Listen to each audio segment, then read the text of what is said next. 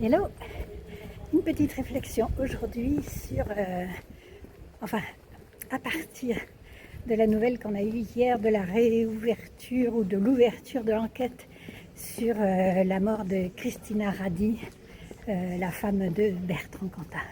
Alors j'ai déjà fait une petite vidéo sur cette affaire Cantat. Là je vais l'aborder d'une façon un peu différente.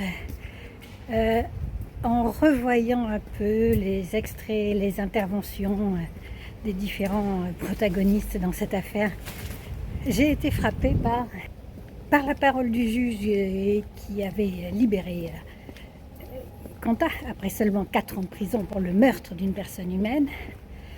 Et cet homme a dit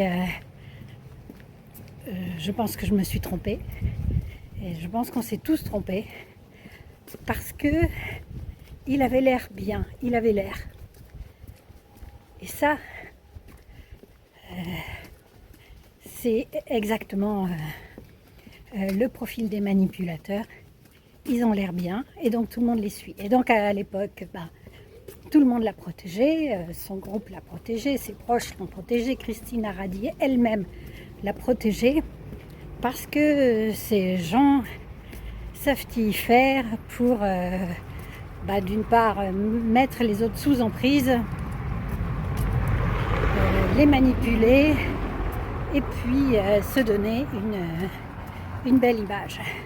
Ça a été le cas aussi auprès des fans, avec des chansons inspirées, pleines de bons sentiments. Et puis les manipulateurs exploitent la bonne foi des gens, parce que la plupart d'entre nous interagissons avec les autres tels que nous les connaissons, tels que nous nous connaissons nous-mêmes. C'est-à-dire que on voit bien que nous avons des défauts les uns et les autres, mais enfin, rien qui ne soit insurmontable dans les relations humaines. Jusqu'au jour où certains d'entre nous, malheureusement, tombent sur quelqu'un qui a vraiment, je dirais, l'âme noire pour répondre au noir désir de Cantat. Et ça me fait penser à une analogie avec le web et le dark web. Sur le web, on voit toute l'humanité avec ses défauts, ses qualités que nous partageons tous. Alors on voit la bonté, on voit la méchanceté, on voit la liberté, on voit l'aliénation, on voit la lumière, on voit les ombres, on voit la bonne foi, la mauvaise foi, etc. Tout est là. Mais il y a ce qu'on ne voit pas aussi et qui se trouve sur le dark web. Et voilà la boîte à livres que j'avais laissée. Des haïkus, oh là là, elle est bien abîmée là. Et il y a un nouveau tag, Stop génocide à Gaza. Ouais. Les mots qui reposent au cimetière trempé écoutent la pluie. Bon, c'est toujours là. On a aussi un ici. Brindille tressée, le vieux nid dans l'arbre nu, où siège le ciel.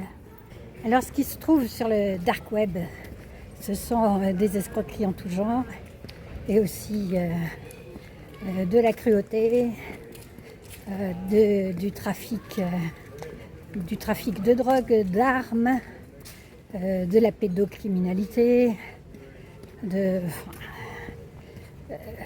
on y trouve même des tueurs à gages, selon les personnes qui sont allées visiter cet enfer.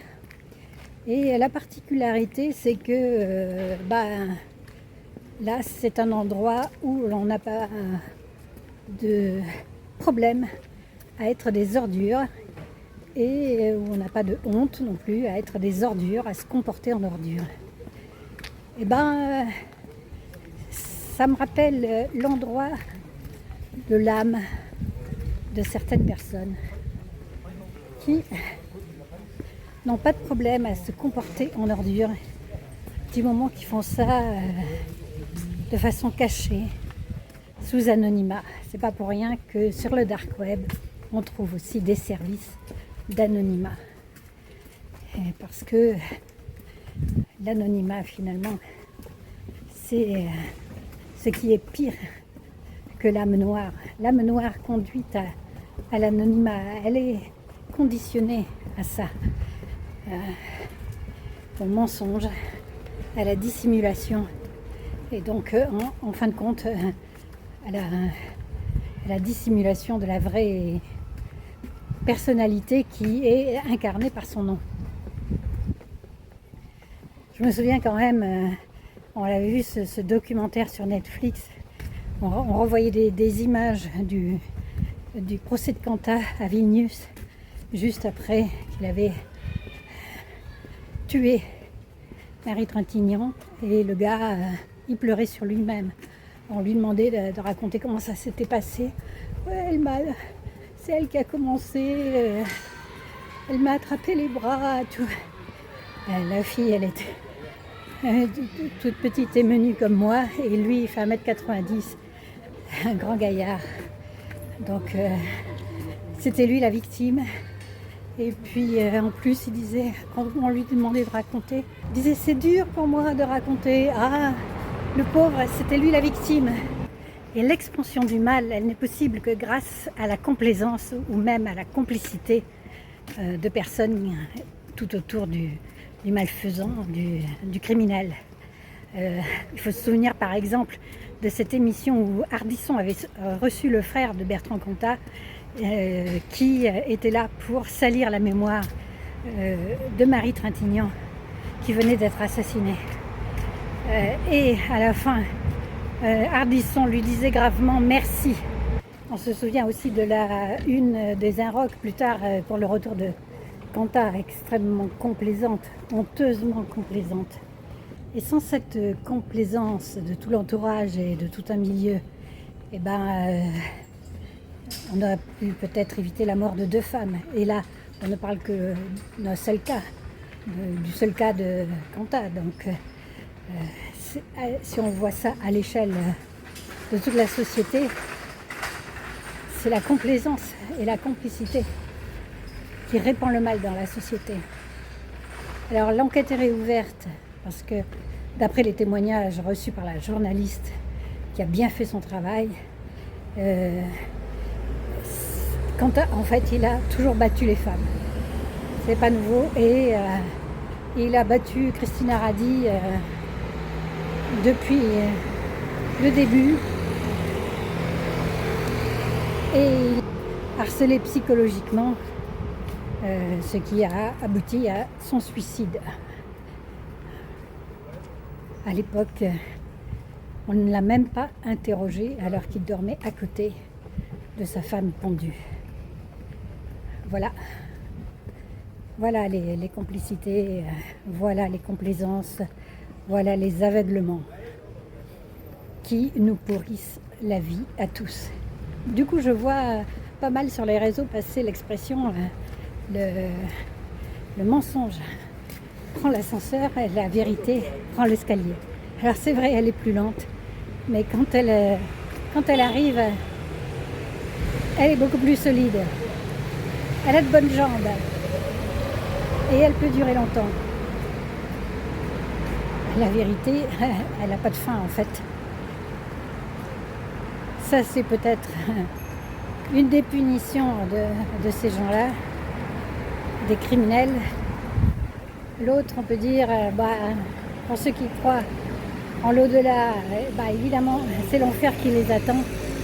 Et pour ceux qui croient juste en cette vie terrestre, je dirais que c'est l'enfer qui ne les attend pas, qui est là déjà, qui est là dans leur peau, dans leur corps. Ils ont la souillure en eux et ils ne peuvent pas s'en libérer parce que s'en libérer, ça serait se retrouver sans rien. Ils sont sans rien, sinon pas leurs mensonges, leur manipulation, leur mauvais goût, leur mauvais coup.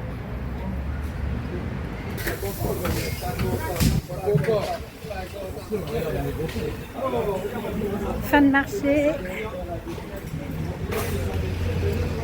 Même en été, ça reste vivant. Voilà, le mercredi c'est pareil. Voilà, tu vas faire le matériel, le tas, les visites. Voilà.